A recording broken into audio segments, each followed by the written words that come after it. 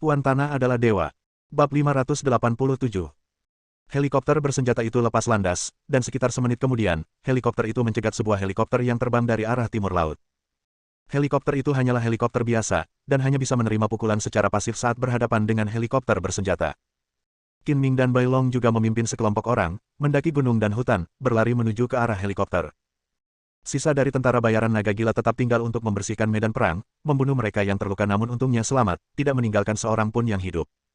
Palka helikopter bersenjata itu terbuka, dan senapan mesin Gatling putar multilaras menyembul keluar. Moncongnya yang berbentuk sarang lebah itu mengerikan untuk dilihat, dan dapat membunuh orang yang masih hidup hingga berkeping-keping dalam sekejap. Kapten, ada seorang pria berusia 50-an di helikopter. Dia adalah Kun San yang kita cari. Pada jarak 2 atau 300 meter, orang-orang di helikopter dapat terlihat jelas melalui teleskop. Kopilot di helikopter bersenjata segera memanggil Bai Long untuk melapor. Paksa helikopter untuk mendarat.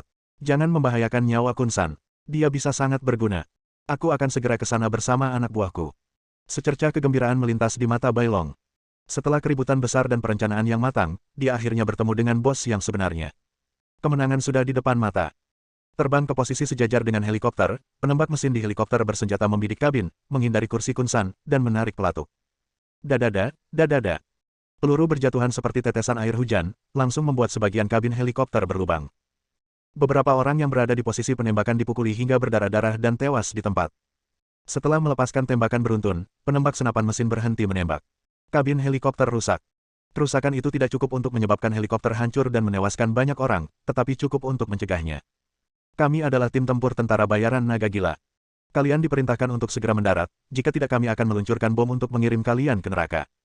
Sekali lagi kuperingatkan kalian, kami adalah tim tempur tentara bayaran naga gila.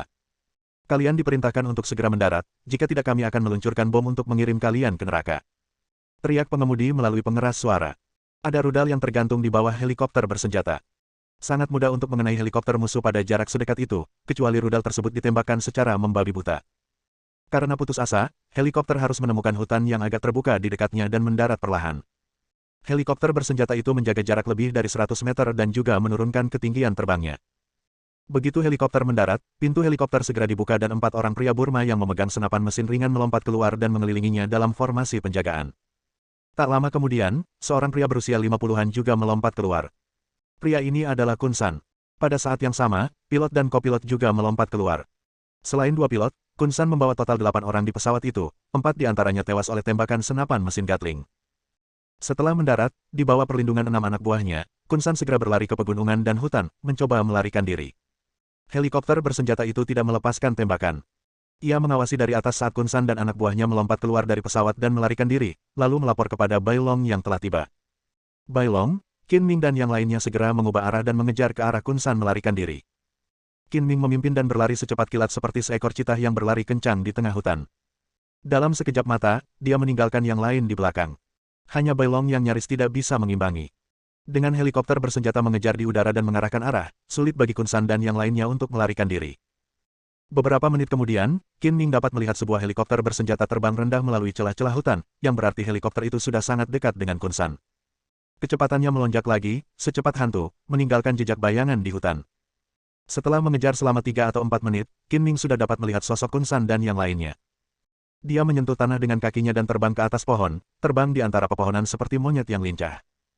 Saat mendekati Kun San dan yang lainnya, Qin Ming dengan cekatan mengeluarkan kedua senjatanya dari pinggangnya, seperti dewa yang turun dari langit, dan menembakkan kedua senjatanya secara bersamaan. Bang, bang, bang. Serangkaian tembakan cepat terdengar dari hutan. 6 orang yang mengelilingi Kun San ditembak mati satu persatu. Dalam beberapa detik, Kun San ditinggalkan sendirian. Kun San adalah bandar narkoba besar dan jelas bukan orang baik. Dia tahu betul bahwa jika dia jatuh ke tangan tentara bayaran Mad Dragon, hidupnya akan terancam. Dia sangat tidak mau tertangkap seperti ini, jadi dia berbalik dan menembak dengan senapan mesin ringannya, seperti binatang buas yang terperangkap dan bertarung sampai mati. Bahkan jika dia mati, dia harus membawa seseorang bersamanya sebagai kambing hitam. Qin Ming tidak akan membunuh Kun San untuk saat ini, tetapi itu tidak berarti dia tidak akan menyakitinya. Setelah mengurus ke-6 orang Kun San dengan rapi, dia bergerak dengan fleksibel di dahan pohon dan menarik pelatuknya lagi. Bang, bang, bang, bang. Terdengar 4 kali tembakan lagi. Kun San terkena peluru di kedua lengan dan kakinya. Ia terjatuh sambil berteriak. Jangan bergerak. Jika kau bergerak, aku akan membunuhmu. Qin Ming melompat turun dari pohon dan mendarat dengan tepat di samping Kun San. Ia membungkuk dan mengarahkan moncong senjatanya, yang masih mengeluarkan panas, ke kepala Kun San. Kun San, yang telah mengalami banyak badai, tidak menunjukkan rasa takut sedikitpun. Dia menahan rasa sakit dan berhenti berjuang. Sepasang matanya yang marah menatap dingin ke arah Qin Ming, menggertakkan giginya karena kebencian. Kau tidak menyangka. Sebenarnya, kami tidak menculik selirmu. Kami hanya memasang jebakan untukmu, dan kau pun terjerumus ke dalamnya.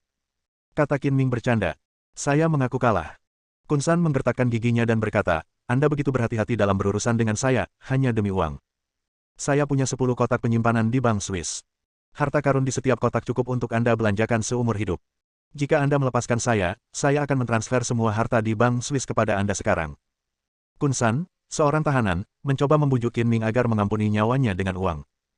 Qin Ming tidak dapat menahan tawa dan berkata dengan nada bercanda, saya suka memasak hotpot dengan dolar AS. Jika saya memasak 3 kali sehari, berapa banyak uang yang akan dikeluarkan dalam 10 tahun? Apakah harta Anda cukup? Cukup bagimu untuk membakar emas dan memasak panci panas. Kun San tahu bahwa kata-kata Qin Ming mengejek, tetapi dia tetap menjawab dengan percaya diri. Cukupkah bagiku untuk terbakar selama 10 tahun, atau seumur hidup? Goda Qin Ming. Baik 10 tahun atau seumur hidup, asal kau membiarkanku pergi, ratusan juta dolar kekayaanku di bank Swiss akan menjadi milikmu dan kau dapat menghabiskannya sesuka hatimu. Kun San terus menggodanya. Sekarang satu-satunya cara yang tersisa baginya adalah menyuap Qin Ming dengan uang dan mencoba menyelamatkan hidupnya. Aku sangat tergoda. Qin Ming mengejek, sayangnya, seorang pria sejati harus mendapatkan uang dengan cara yang benar. Aku merasa bersalah menghabiskan uang kotormu, jadi kamu hanya bisa mati. Setelah berkata demikian, Qin Ming menggerakkan moncong pistolnya ke tengah alis Kun San dan membiarkan dia memperhatikannya menarik pelatuknya perlahan-lahan. Kun San segera mencium bau kematian, dan akhirnya tidak tahan lagi. Keringat dingin keluar dari dahinya, dan dia berteriak dengan tergesa-gesa, jangan. Jangan bunuh aku, asal kau membiarkanku pergi, aku akan menyetujui syarat apapun. Bos, membunuhnya akan dianggap sebagai tindakan menyingkirkan kejahatan terhadap rakyat dan menegakkan keadilan. Pada saat ini, Bai Long tiba dan berteriak keras.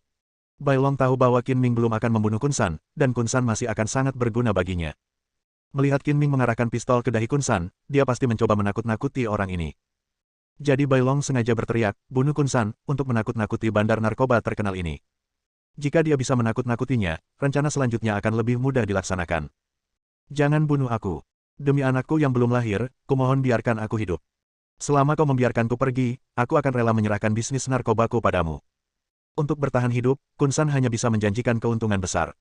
Hanya dengan mempertahankan hidupnya, dia bisa bangkit dan menunggu kesempatan untuk membalas dendam.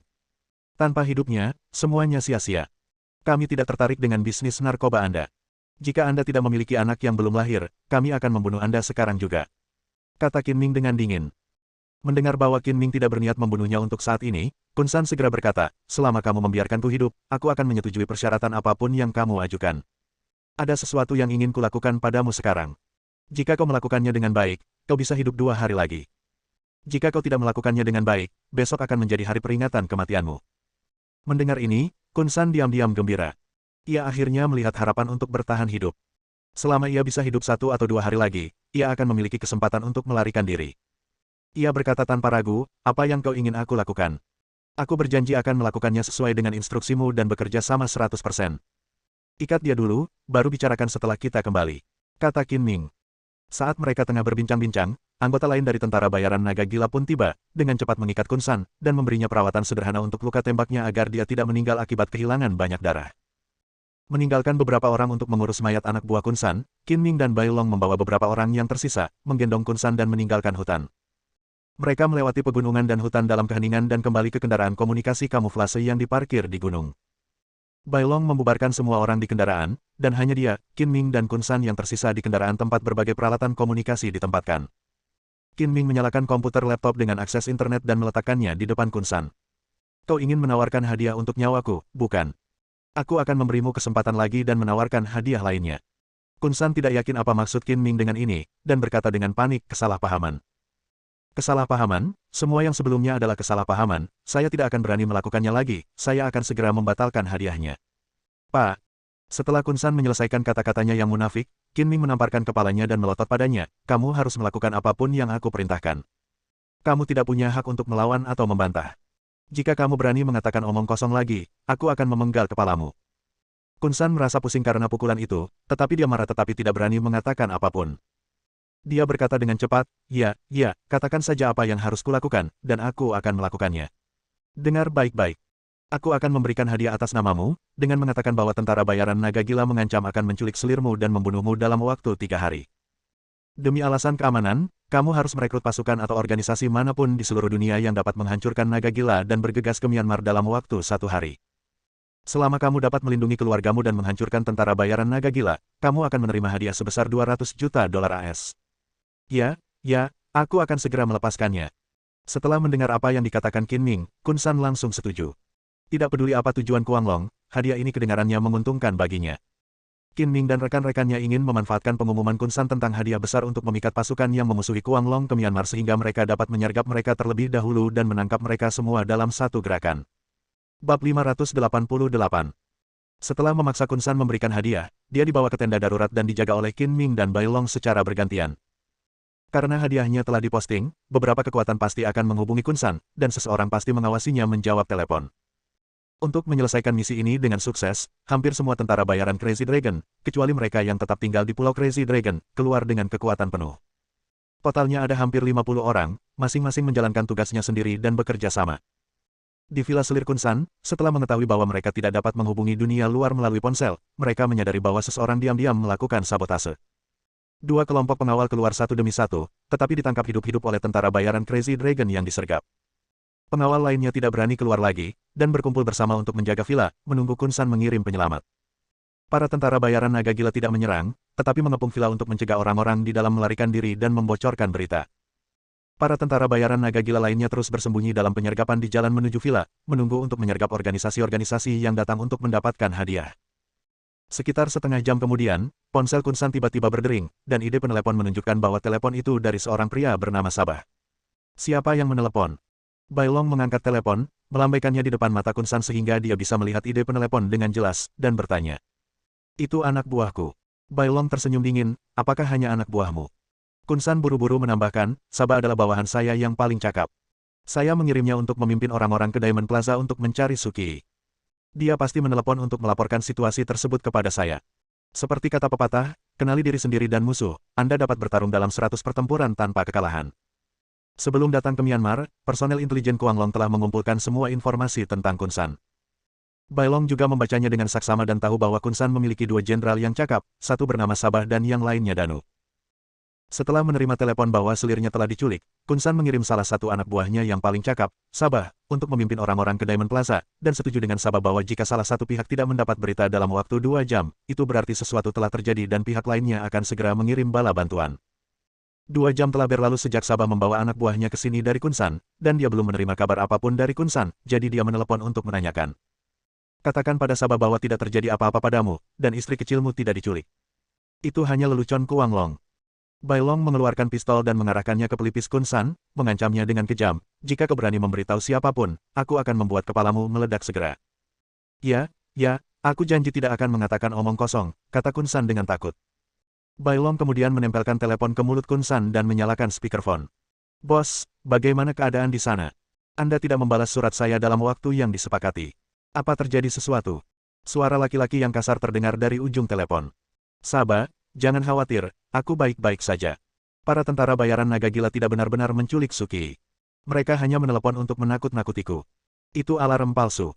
Para tentara bayaran naga gila juga menelepon Suki untuk mengancamnya. Dia mengira sesuatu terjadi padaku dan sangat takut. Aku begitu sibuk menghiburnya sehingga aku lupa meminta seseorang untuk meneleponmu.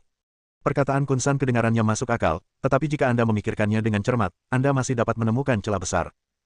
Bahkan jika Kun San begitu sibuk hingga lupa memerintahkan seseorang untuk menelepon Sabah, anak buahnya akan mengambil inisiatif menelepon Sabah untuk melaporkan keselamatan dan meminta Sabah berhenti mencari dan menarik anak buahnya. Namun, Sabah tidak menerima panggilan apapun. Ia menelepon orang-orang yang dibawanya dari Kun San, tetapi panggilan itu tidak dapat tersambung atau tidak ada yang menjawab.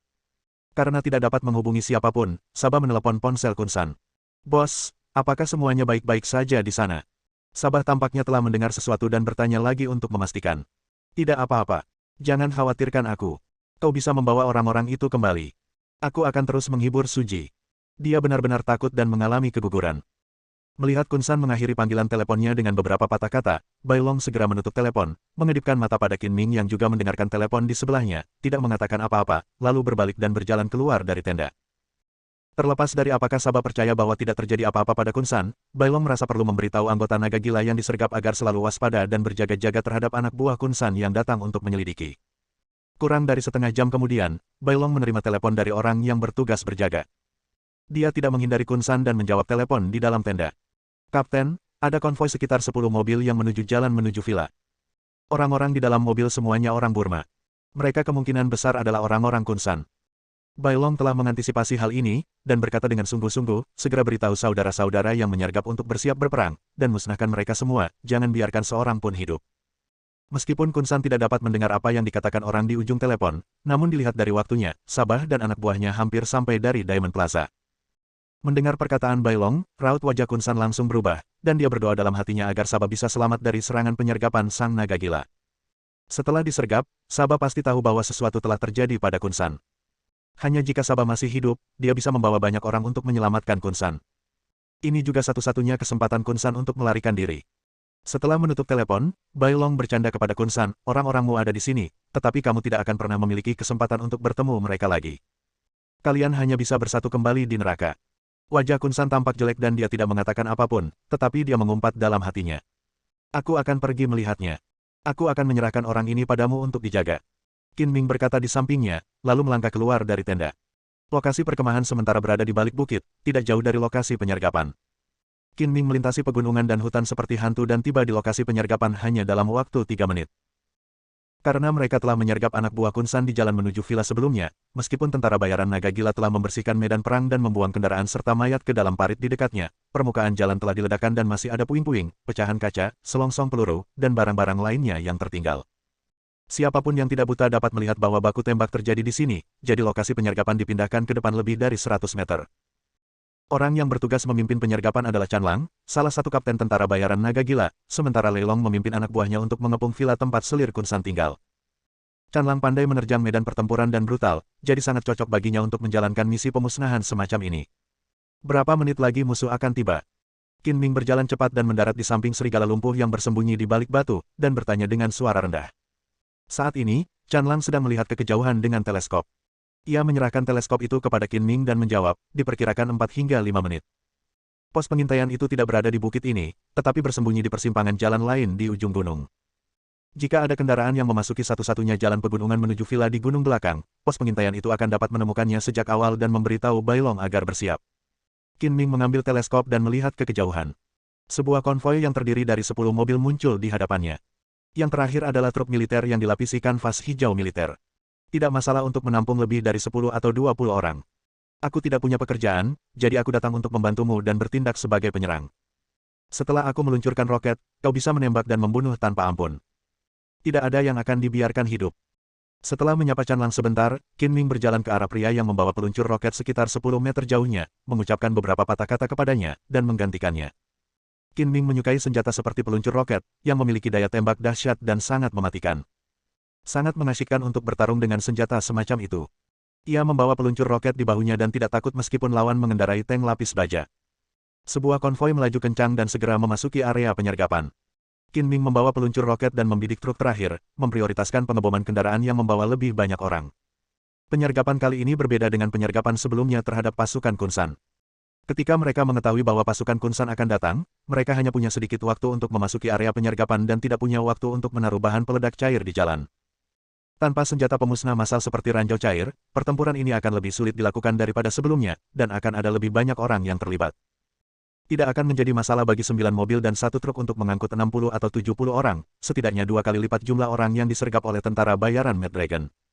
Meskipun Kuang Long kalah jumlah, ia juga memiliki keuntungan besar. Ia telah menyergap dan bersiap terlebih dahulu, dan 1 putaran serangan sudah cukup untuk memusnahkan setengah dari tenaga musuh. Para tentara bayaran naga gila yang bersembunyi di lereng gunung menahan napas dan berdiri diam, mengarahkan senjatanya ke sasaran masing-masing, menunggu sinyal untuk menembak. 4 atau 5 kendaraan pertama lewat di jalan di kaki gunung tempat Qin Ming berada, hingga truk terakhir masuk ke sudut tembak. Qin Ming berteriak, "Tembak," dan tiba-tiba berdiri, lalu menembakkan roket. Roket yang membawa kembang api melesat di langit bagaikan meteor dan menghantam kompartemen truk. Dengan suara keras, api membumbung ke langit, dan bola-bola baja yang tak terhitung jumlahnya berterbangan seperti tetesan air hujan yang lebat. Jeritan dan ratapan yang keras tiba-tiba terdengar, bagaikan neraka di bumi. Untuk menghadapi orang-orang di truk, Qin Ming secara khusus memasang bom pembakar, yang merupakan roket multiguna. Badan bom dibagi menjadi bagian yang terbakar dan bagian bola baja yang berdaya ledak tinggi. Bom ini terutama membunuh tenaga musuh melalui pembakaran dan pecahan bola baja. Bom pembakar ini berisi 900 bola baja dan lebih dari 2000 benih api yang menyala, dengan jangkauan mematikan 10 hingga 15 meter. Artinya, jika roket ini menghantam, orang-orang di dalam truk akan berada dalam bahaya kematian, entah terbakar sampai mati atau terbunuh oleh bola baja berdaya ledak tinggi. Ada 20 orang di dalam truk, yang merupakan sepertiga dari jumlah keseluruhan orang.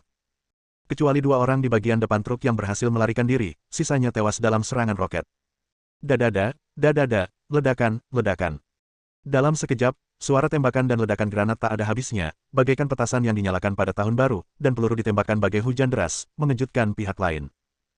Beberapa penembak jitu di dataran tinggi memprioritaskan membunuh pengemudi mobil untuk mencegah musuh melarikan diri dengan mobil, sementara yang lain menembaki orang-orang di dalam mobil. Setelah meluncurkan roket, seseorang di dekatnya segera mengisi ulang roket itu dengan terampil. Qin Ming berbalik dan menembak lagi ke arah mobil di tengah. Boom! Mobil itu meledak dan hancur berkeping-keping, memutus jalur kendaraan di belakangnya.